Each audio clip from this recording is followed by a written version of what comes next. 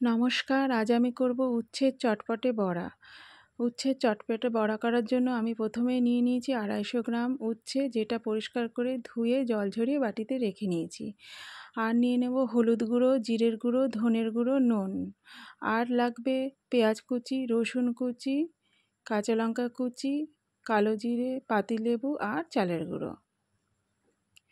এবারে আমি উচ্ছেগুলো গ্রেটারের সাহায্যে গ্রেট করে নেব। দেখুন আমার গ্রেট করা হয়ে গেছে। এবারে এর ভেতরে যে দানাগুলো সেগুলো আস্তে আস্তে করে আমি বেছে নেব। কচি দানা হলে আর বাছার দরকার নেই। ভালো করে দানাগুলো সরিয়ে নিয়েছি। এইবারে আমি দেখুন উচ্ছে থেকে অনেকটা জল বেরিয়েছে। আমি এরকম হাতের সাহায্যে চিপে জল ঝরিয়ে আমি বাটিতে রাখবো। পুরোটা থেকেই জল ঝরিয়ে চিপে চিপে আমি বাটিতে রেখে দেবো। সব উচ্ছে থেকে আমি জল ঝরিয়ে নিয়েছি। আপনারা যারা উচ্ছের তিতোটা পছন্দ করেন তাদের জল ঝরানোর দরকার নেই, ডাইরেক্ট তারা রান্নাতে চলে যেতে পারেন।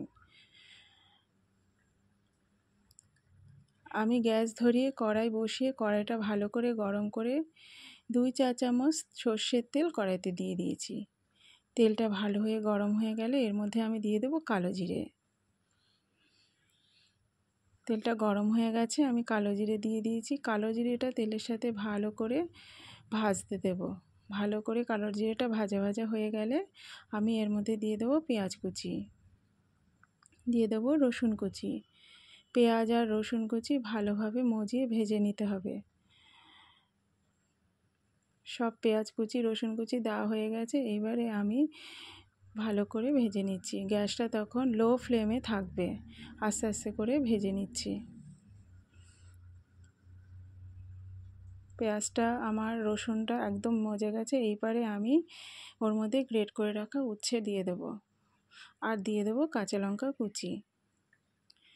ঝালটা অবশ্যই আপনাদের নিজেদের পছন্দ মতো। যারা ঝাল বেশি পছন্দ করেন তারা একটু বেশি কাঁচা লঙ্কা দেবেন, আর যারা অল্প পছন্দ করেন তারা অল্প কাঁচা লঙ্কা দেবেন। দিয়ে এইভাবে নেড়ে চেড়ে মিডিয়াম ফ্লেমে আমি 5 মিনিটের জন্য ঢাকা দিয়ে রেখে দেব। 5 মিনিট পর ঢাকনা খুলে দিলাম। দিয়ে দেখছি অনেকটাই আমার সবজিটা মজে এসেছে। এর মধ্যে আমি জিরের গুঁড়ো, ধনের গুঁড়ো, হলুদের গুঁড়ো ও নুন দেব। দিয়ে ভালো করে নাড়াচাড়া করে আবারও লো ফ্লেমে আমি 10 মিনিটের জন্য ঢাকা দিয়ে রেখে দেব।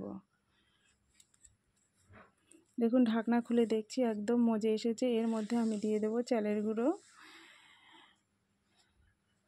চালের গুঁড়ো দিয়ে দেব অবশ্যই পাতিলেবুর রস। আপনারা এখানে পাতিলেবুর রস অবশ্যই দেবেন, তাহলে এই বড়াটা অনেকটা চটপটে টেস্ট হবে।